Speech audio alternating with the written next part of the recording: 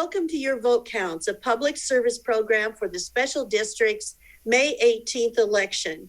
It's being produced by Capital Community Media via remote technology, and this is in collaboration with American Association of University Women, League of Women Voters of Marion and Polk Counties, and Salem City Club.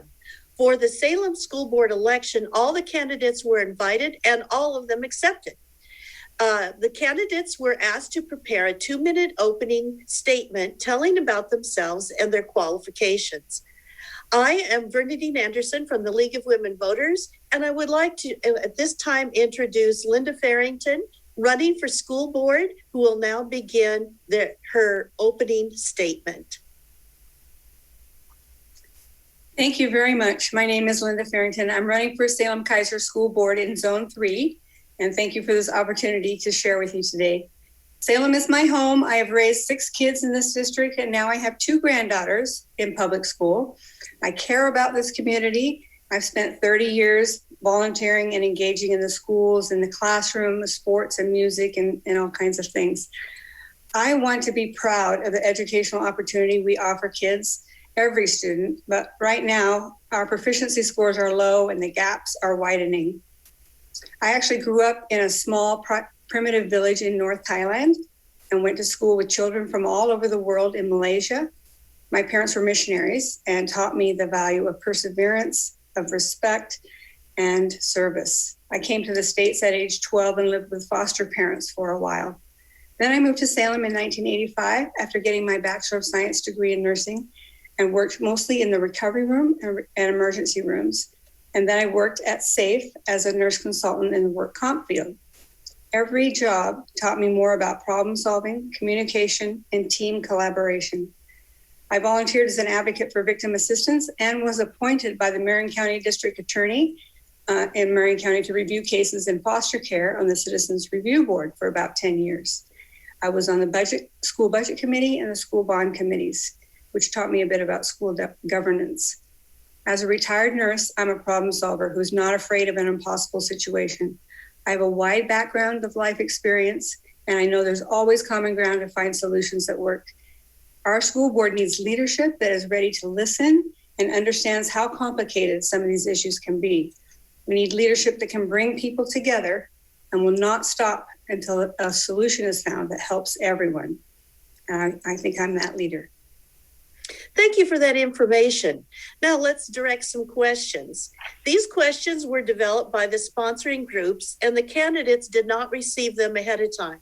The League has prepared 7 questions, and each candidate will have 9 minutes in which to answer them. Not all the questions need to be answered, but all the candidates will be given the same questions and the same amount of time in which to respond. This time will include the amount it takes to ask the question or to repeat the questions. The candidates' responses are not individually timed. So now let's give candidate Farrington an opportunity to address some questions and topics of concern to our community. Our first question today is, if elected, in what areas of school board responsibilities are you particularly interested?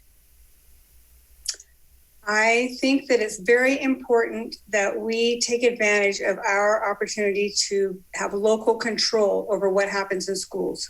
Schools are determining the values and ideas of the next generation, and the school board sets the policy that decides about those values that are taught. And I think that we might be losing that local control at some point. I think now is the time in which to get involved. So I think it's very important in looking at the superintendent and the direction she wants to take the schools, as well as just involving the parents and just determining as a community what we want taught in our schools, how we want it to be taught, and what is the most important for us. Thank you. In the news lately has been a discussion of the election of school board members. So what effect or effects do you think it will have to elect school board members, by zone rather than at large? I know there was a lot of talk about that. And I think that there's a misunderstanding, because I think it's good that that we each get elected in our own zone, so that each zone can be reflected in the school board. But I think it's very important that we, as a school board, look out for the interests of everybody. And if we change that to make us only be elected in our zone, then we are only going to look out for the interests in our zone, which makes it everybody more contentious. We will have a harder time as a team thinking about, you need somebody that can look at the big picture perspective and not just get caught up in individual needs and concerns. I think it's important that the school board has that overarching perspective for everybody, not just special interests. Thank you. In several places in the district policy for the school board, it states that there's to be regular opportunities for public feedback. How is this ensured, and what would you do differently, if anything? Well, I do think that people around our district just feel like they're not heard. Both teachers and parents feel like they're talking to a wall or nothing really changes. I think that we have to find a better way to engage them and to hear them. I'm afraid at this point that maybe not everybody that really wants to say something is saying something. And so we have to be proactive in finding a way to engage them and not necessarily just waiting for them to come to the school board to have a say.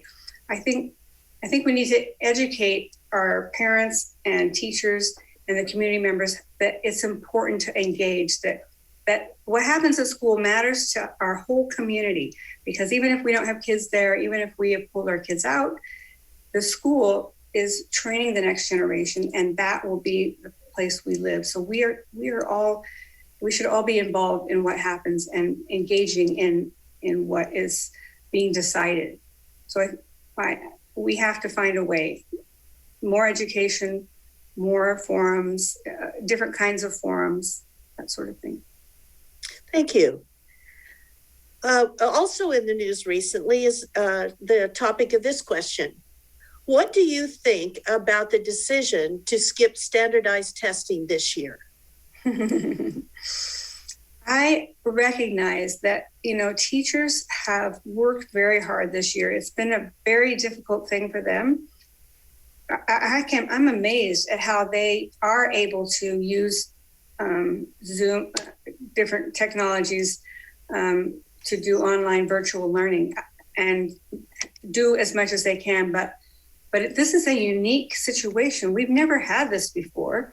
I think that getting data is just it's basic. We need to get accurate, up-to-date data so we know where the problems are, because we think we know, but so often we can be, we don't know. We get surprised at what the data actually shows. I think we need data. That was the wrong decision. I think people thought they didn't want to make teachers look bad because they didn't, maybe there were big gaps this year because it was very difficult to learn.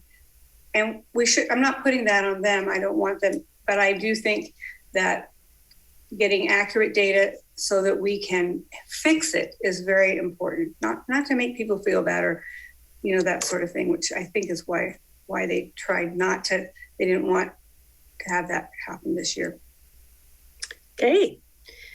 Somewhat related, what steps would you take to address the disparities that we've just been talking about in academic performance before the pandemic and now as we transition to in-school instruction?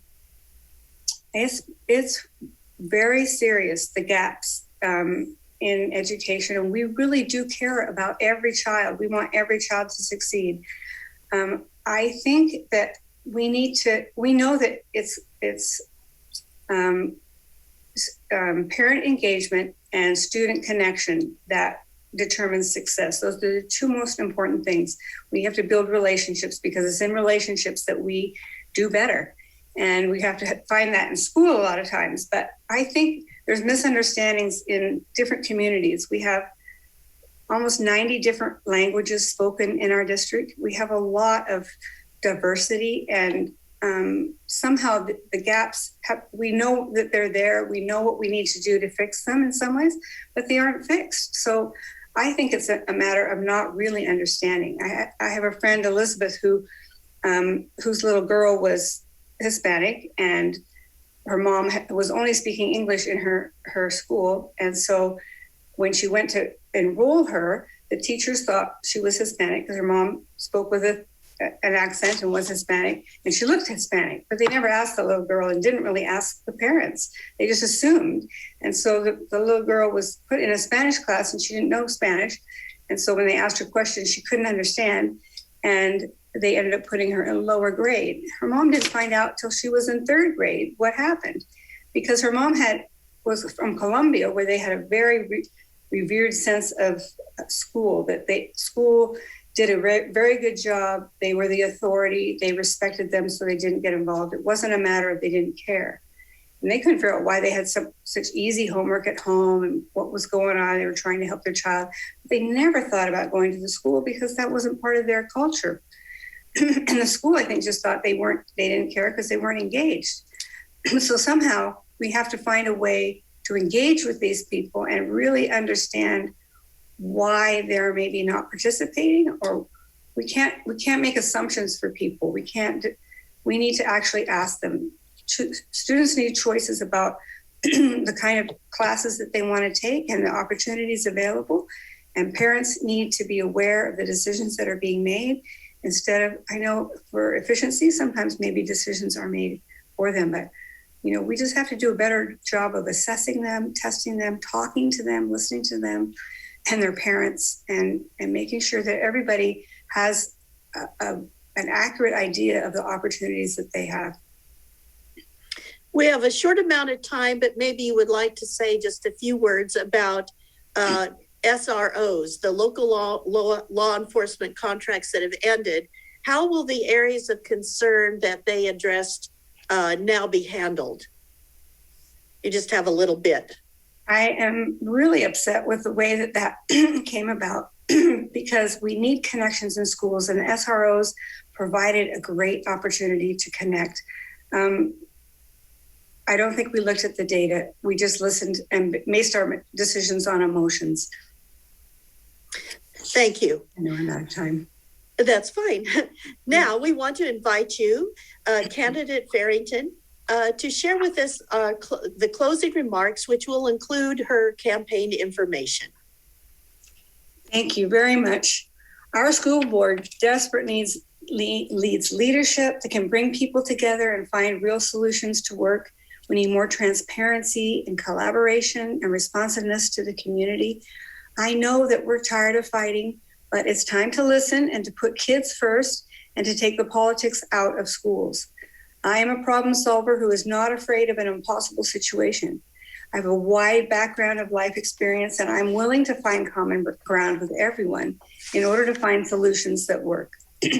I was told it was impossible to finish the bathroom project at South High that lay in ruins for many years, but I was able to lead 25 businesses who came together to build a beautiful facility, and they use it for PE classes and community events and sporting events. I was told it was impossible to blend a family of 6 stubborn school-age kids, but we did it after many years on our knees with a lot of hard work. We know that student connection and parent engagement are the keys to making sure that every child succeeds, but our proficiency scores continue to drop and the gaps continue to be wide. These problems can seem overwhelming, especially with all the extra losses we've had last year with COVID. But right now, everyone is suffering and they're not sure if they can handle one more thing. But I've learned from a lifetime of experiences that there is always a window. If we don't give up, we can find a solution that will benefit everyone. And that's what I hope to bring to the school board. My phone number is 503-910-3609. I'm open for any questions or concerns. I'd love to engage with you. I want to be your voice and listen. My website is lindaforschools.com, and my email is linda@lindaforschools.com. I hope that you all remember to vote May 18th and tell your friends. This is such an important time for us to be engaged. Thank you. Thank you, School Board candidate Linda Farrington, Thank you. for our interview today and for sharing your thoughts on these 7 questions. Thanks to Capital Community Media for the extensive efforts that they've made to make the program happen. And thanks to you, the public, for watching in order to become a more informed voter. Remember to vote by May 18th because your vote counts. Yes, thank you.